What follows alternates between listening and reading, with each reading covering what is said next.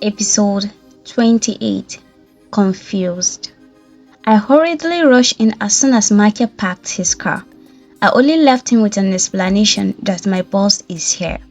He could have as many thoughts as he wants. I ran to the living room, not minding those in it, and only stopped when I saw him seated on one of my parents' couches.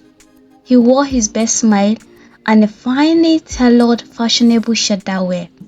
For the first time I had seen and been with him, this was the very first time he was wearing a Hausa cap, starched and styled. He looked like the gentleman he is. He stood when he saw me, and for the first time, I rushed and hugged him tightly. You could see the astonishment on Mom's and Michael's face. Is this not Psalmist? Michael asked, also in shock. I eventually let go. I know he was taken aback by my hug, but I didn't really care at the moment. When I pulled away, I replied to Michael, "Yes, Mom. This is Oliver the Psalmist, my mentor and a dear friend."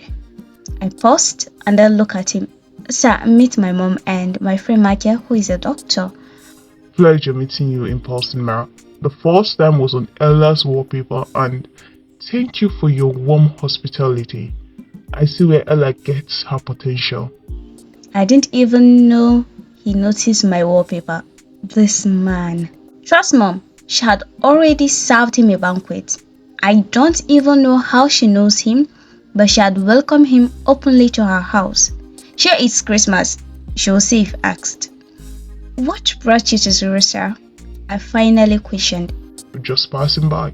That was a blatant lie. I nodded. Michael excused himself and returned to the birthday celebrations. Mom excused us to finally talk.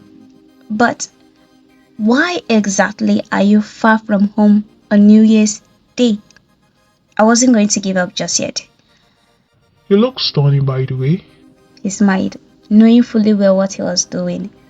Well, our song is ready and I wanted us to listen to it together before uploading it to the web. Oh wow, that's so thoughtful of you. Thank you so much, sir. But you know you could have waited until next week when I should be back instead of crossing the 6 seas. What seas? He asked, baffled. Ha! It's just talk, but really, sir, why come down here?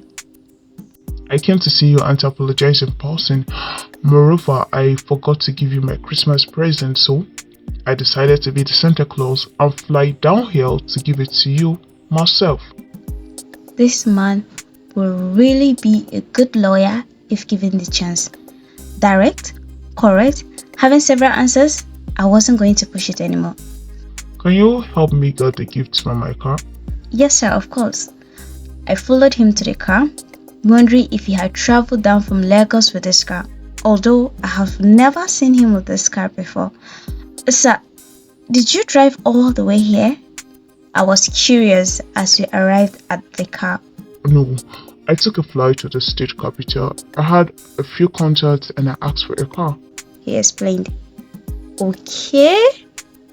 My eyes couldn't believe the present he got for us. Apart from foodstuff, which he advised we share with the community in the spirit of Christmas, each member of my family, my parents, my sister and brothers, were given a present. He requested to see my pastor, who I had told him was my mentor a couple of months ago when he asked. I took him to the church and he introduced himself to the reverend. They requested privacy and I excused them. I had no idea what they discussed until he came out. He told me he asked the reverend for permission to minister in the church. I was glad he did, not until he said, Can we minister together? "No," I strictly said. Why? He asked. "I am not ready." How will you know when you are ready? "When I feel ready," I immediately said. How will you know that you feel ready?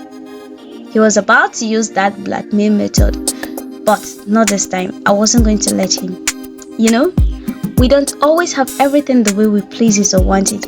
I don't want to, so please don't force me, I retorted. It's okay. I as he pleases. He drove me home in silence, and I knew I wasn't supposed to react the way I did. When he parked at my door, he looked at me and said, "You are limitless, Ella. Stop limiting yourself. I'll see you tomorrow."